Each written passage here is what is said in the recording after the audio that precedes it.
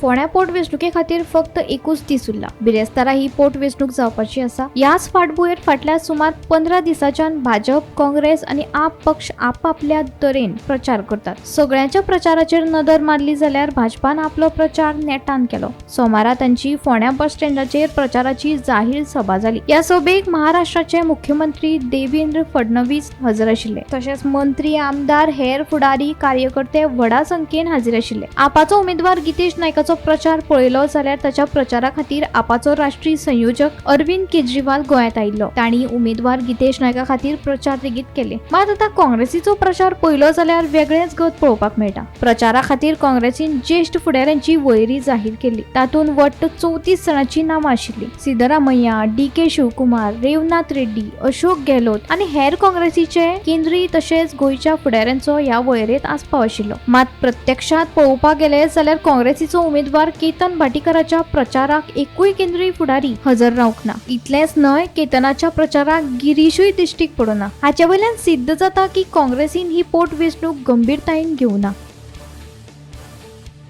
Bureau report, Gomantak TV।